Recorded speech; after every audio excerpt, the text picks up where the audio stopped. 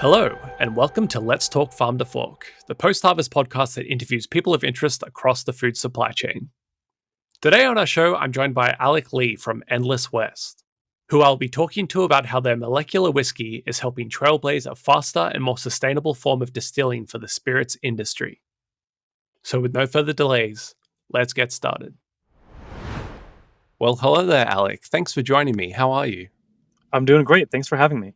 Before we get into the episode, I just wanted to give you the opportunity to tell us a little bit about yourself and what you do, and maybe a fun fact about yourself. Sure. So my name is Alec Lee. I am the CEO, one of the co-founders of Endless West, and we are the makers of molecular wines and spirits.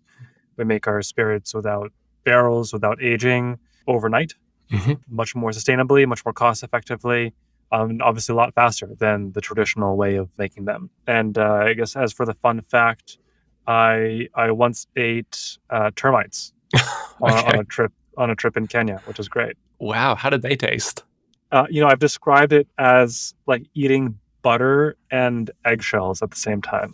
Wow, that's a horrific image, but you know what? They're a delicacy. I was about to say, people get kind of grossed out about eating insects. It doesn't really gross me out that much. Like I'm definitely open to it. I'm definitely willing to give it a try. I think it's worth it. Everything should be tried once. Yeah, everyone's got to give it a go at least once. Right. Before we get down a complete path about eating insects, let's talk about Endless West and Glyph.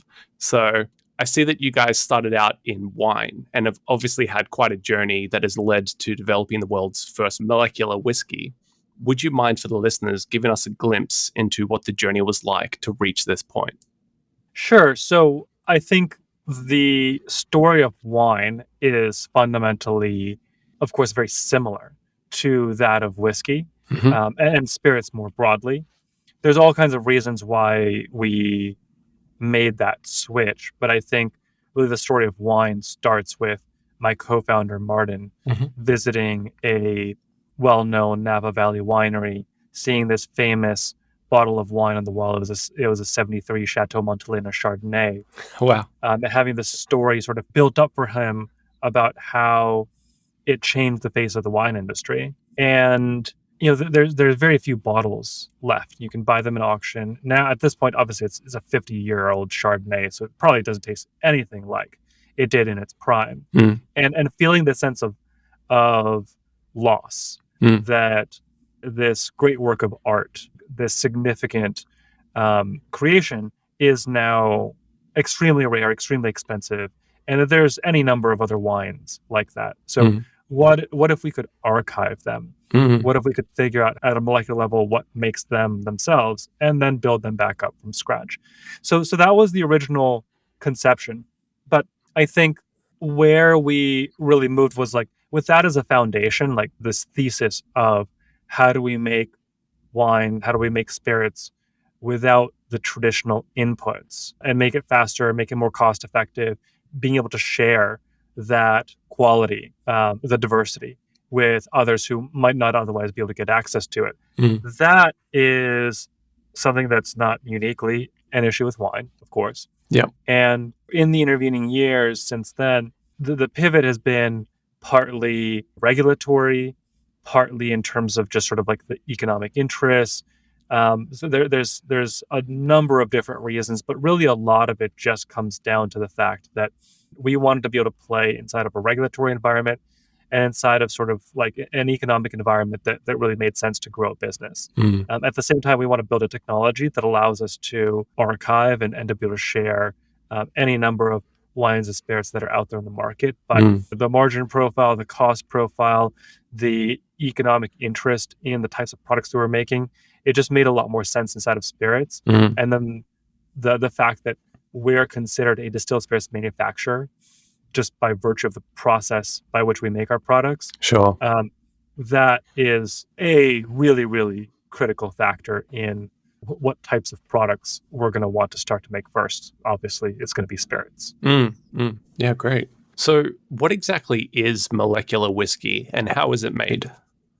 So broadly, I'd call the category a deconstructionist and sort of like reconstruction approach. So there's a few phases of it. First, we are scanning, that is, we're identifying or mapping the molecular profile of a product, a food product or a beverage product out on the market. So we want to understand like what makes it tick at a molecular level.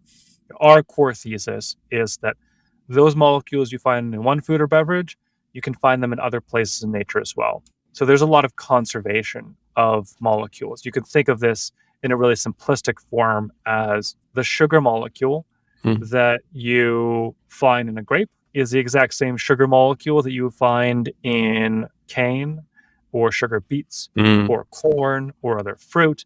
And there's literally no difference. sure. But some of those plants grow more efficiently than others. Yeah. Right? Grapes are a very fastidious plant, require a ton of resources, grow slowly, a ton of pesticides required, a ton of water in drought-prone areas. The list kind of goes on. And corn doesn't. Mm, And so if we can go down this list of hundreds or thousands of different molecules that you might find in a wine or find in a whiskey, or really any other food or beverage, by and large, you find those same types of conservation. You can find any number of different sources for certain molecules. Another really good example of this is a compound called benzaldehyde, which is really critical. The same molecule is really critical for the flavor of almonds and for the flavor of cherries. And those, of course, on paper have nothing to do with each other, yeah. but the context changes a little bit, and the exact same molecule is found in all of these different places in nature. And just based on the context, it does different things and it gets you a different outcome. And so, in the same way, we're saying, look, any given whiskey, it's a combination of all these different molecules. Those are all natural products, and you can find them in other more scalable, more sustainable, more cost-effective places in nature. So let's go do that. Definitely. So we do this mapping, we then do this sourcing, find out where can we find these molecules, and then we recombine them. We build them back up one molecule at a time. In some cases, with some crude extracts, it's a number of molecules all at the same time. But by and large, it is us doing these extractions, getting those critical molecules out, and then recombining them. Yeah, wow. So, with that in mind, whiskey and whiskey drinkers often bring a conventional image and culture with them, one of tradition and maintaining old practices and methods. What was the thought process for the Endless West team when stepping into the industry with a spirit that flies in the face of what all the purists would consider to be whiskey? Yeah, it's a really interesting question that I think touches on so many social factors, so many historical factors, also technical factors, of course, Mm, that it's not an easy answer. I mean, quite frankly, when we started, we were worried about a lot of backlash, because we were new to the industry. We didn't have experience. And so we have technical backgrounds, my co-founder and I, and we knew we could make a product that objectively would meet the quality parameters that would need. mm, But we didn't know, would the sommeliers come with pitchforks and torches yeah, to our door. And what we found was that there was a lot more receptiveness to our approach and our core thesis in the industry and outside of it from just average consumers mm, than we originally anticipated. And so I think that boils down to any number of factors that are really hard to disentangle. Obviously, the fact that the food technology movement really took off in the last 10, even just within the last 5 years, has really been a rising tide that's lifted all boats. mm, When we started, Impossible Foods was still a stealth company, effectively. They hadn't officially launched their products. There were only a handful of well-known, and even they weren't truly well-known companies. Beyond Meat wasn't public.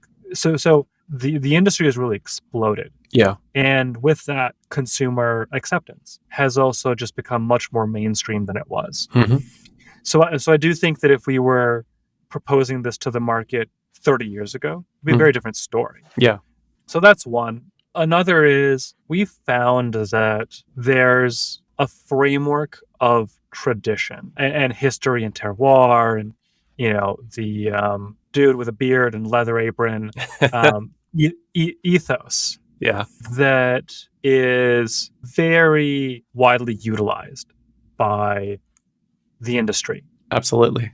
and frankly, probably overused. Hmm. There's a lot of new stories in spirits outside of technology that really haven't been conversations historically, Hmm. right? There's a lot more people of color launching brands with their stories fundamentally about people of color. There's a lot more female consumers of Hmm. whiskey. Yeah. It's no longer seen as a man's drink, Yeah. right? The way that it was for decades. Yeah. And there's any number of changes in the consumer base that I think makes spirits and particularly whiskey far more inclusive than it once was.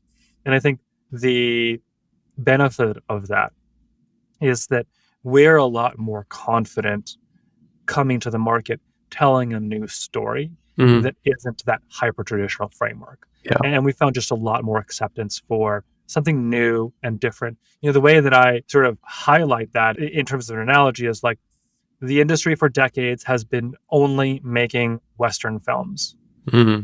And we're coming to the table saying, you know what, there's nothing wrong with the Western film. But if you ever want to watch a sci-fi movie, give us a try. Yeah. Right? It's just different. There's no better than or worse than. We're not saying anything is wrong with the traditional way of thinking about the world, thinking about whiskey. Mm. And we think that there's very much a place for something different, something new, something exciting, a different genre, if you will. Totally. Totally. No, I love that analogy of westerns and sci-fis. It's perfect. And I totally agree. I consider myself to be a whiskey drinker, but I would say that my wife is more of a whiskey drinker than I am. I see that you currently have Glyph Original, Spice, and Royal. Would you mind talking through the different qualities of these spirits? Yeah, so those three that you mentioned really are kind of our flagships. Glyph, of course, was our very first product that we launched. And then Spice and Royal launched maybe about 2 years later, Mm. really just sort of showed the next phase or the next iteration of the flavor profile. So I'd say Glyph Original, which we called 85H. Hmm. It's the first one that we came out with.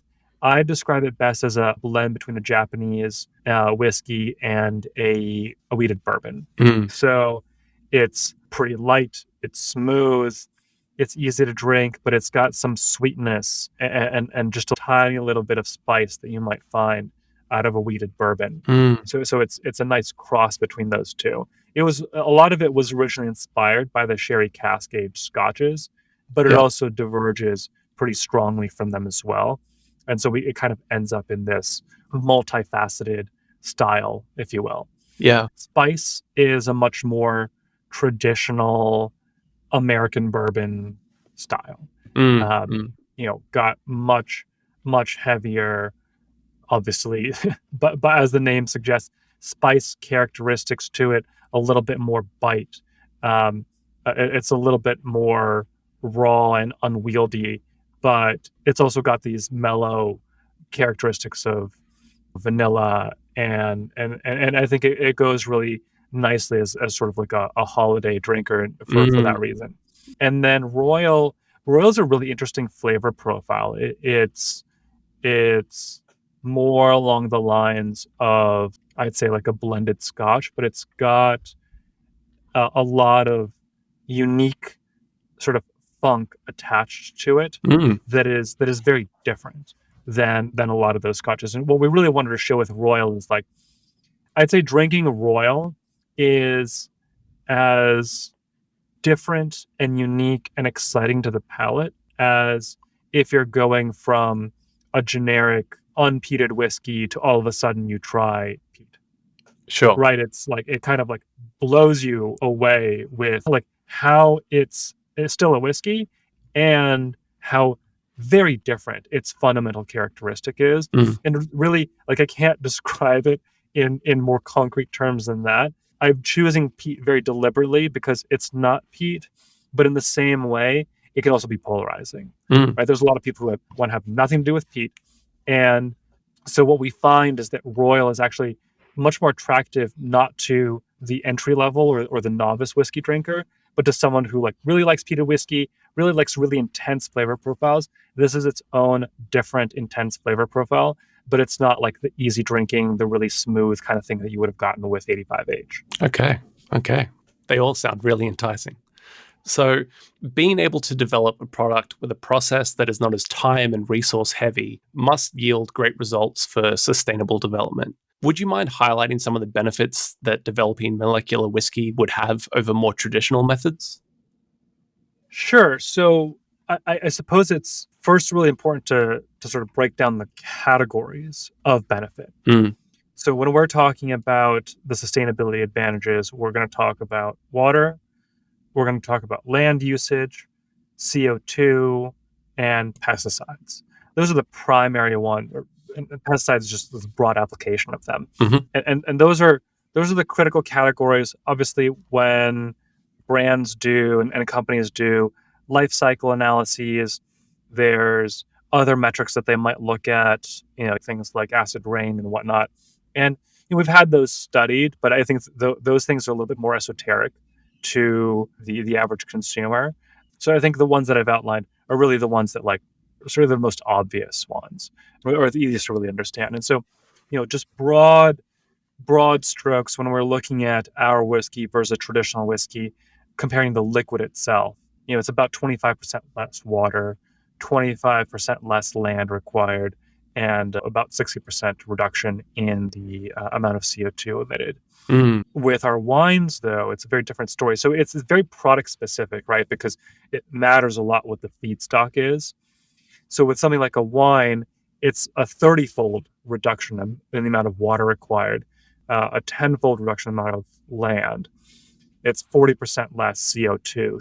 So these are some pretty significant reductions in raw material resource requirements for switching to this approach. And almost all of that advantage is gotten by two things. One, switching the primary feedstock from either grapes or various other specialty grains to corn mm, for the alcohol. And then two is the removal of the need for barreling or for aging, which involves sort of necessary loss.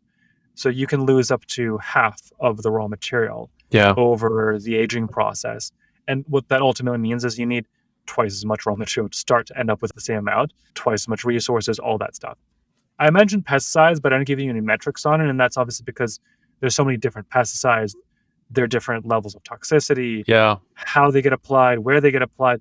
Those things are pretty nebulous. But I do think it's really important to note that, like, when we're going to compare pesticide use for corn versus pesticide use for grapes, they're in entirely different categories.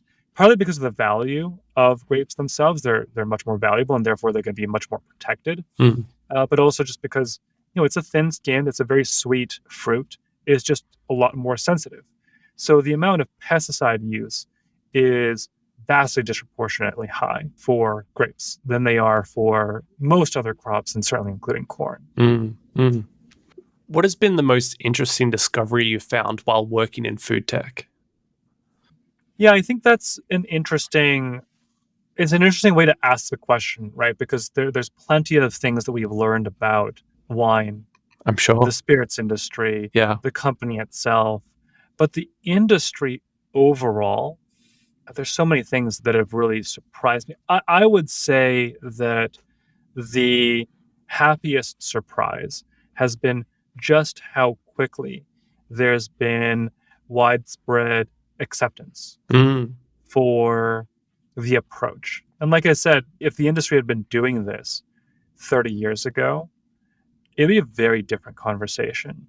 But I think sustainability, quality of food products, cleanliness of those products, food safety, those things are so much more top of mind mm, now than they were 30 years ago, that I think that a lot of consumers have just sort of come to the realization that we just don't really have a choice mm. as a species Yeah.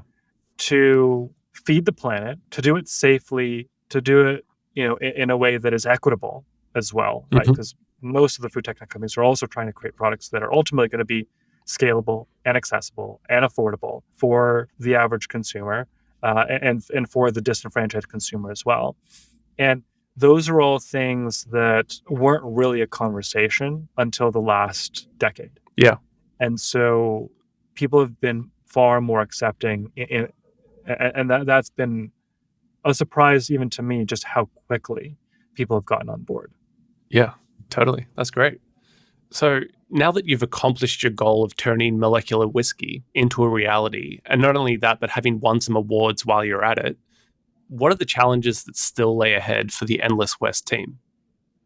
Well, when we have this conversation with investors, most of the time, and not just us, I think pretty much any startup is going to have conversations in the context of de-risking. Hmm. You need to de-risk several things. You need to de-risk your technology, your scalability, your just general company infrastructure. Can you grow a team? Can you manage to keep them? Can you motivate them to produce results? And then you need to de-risk the actual commercial case for your product.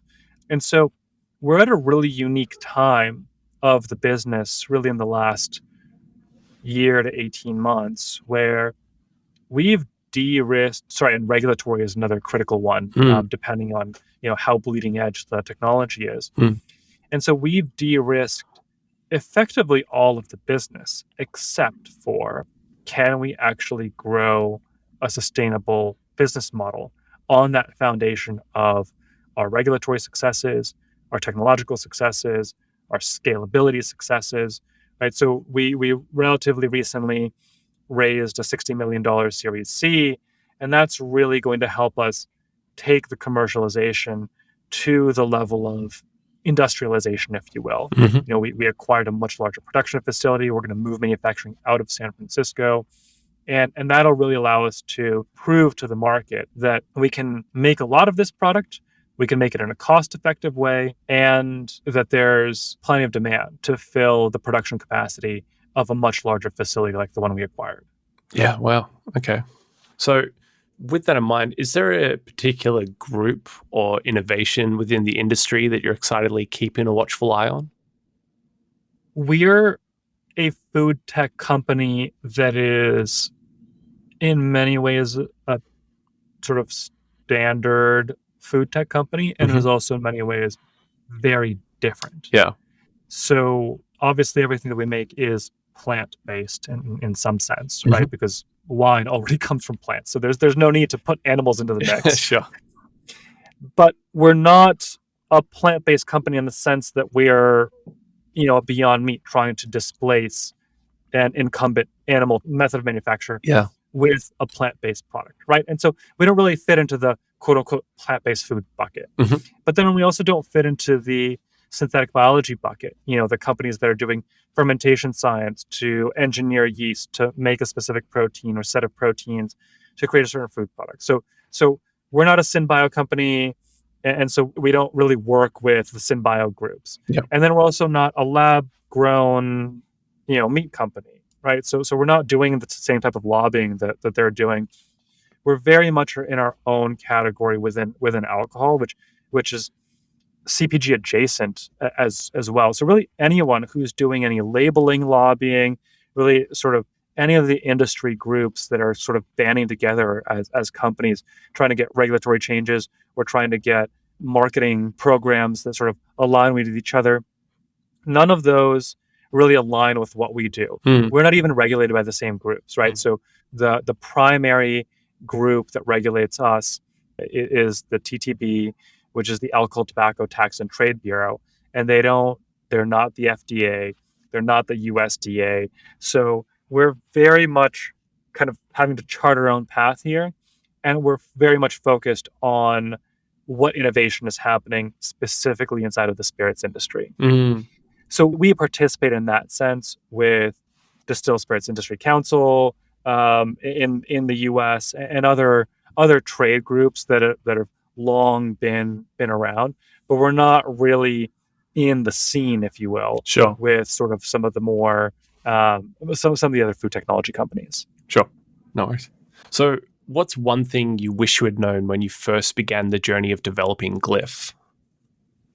I think we started this with a lot of naivety about how brand has to exist in the framework of a food technology company. I mean, there really hasn't been a model for what B2B looks like Yeah. inside of food tech. Yeah.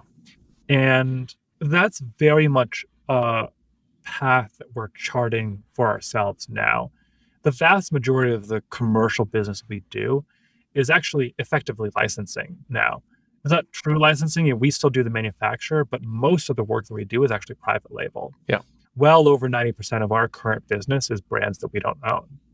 And we're basically building those products for others. And so what Glyph was, in some sense, is a proof for the viability of the technology. Yeah.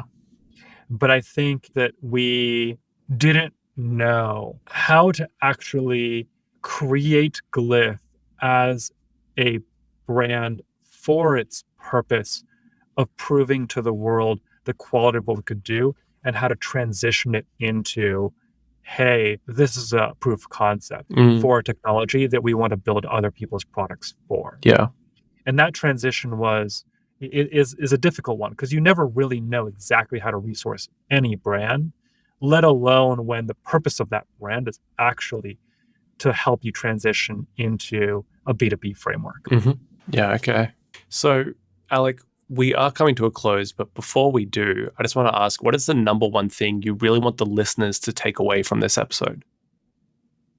So I'd say that Endless West lives in a really unique part of the food and beverage industry where consumers traditionally care so deeply about history, provenance, terroir, right? All those things that we talked about earlier, right? I mean, that's probably why you asked about that.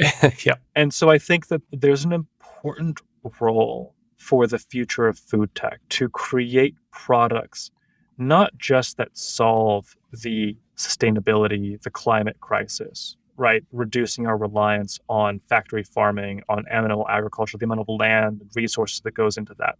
Not just those staple products, but also it's going to be incumbent on the food technology industry to create these products that people have placed so much social weight on, lest we run the risk of falling into the trap of food technology being put into a bucket of it's only there to solve sustainability problems and isn't actually capable of creating products with heart, products that have value beyond just nutrition. Yeah.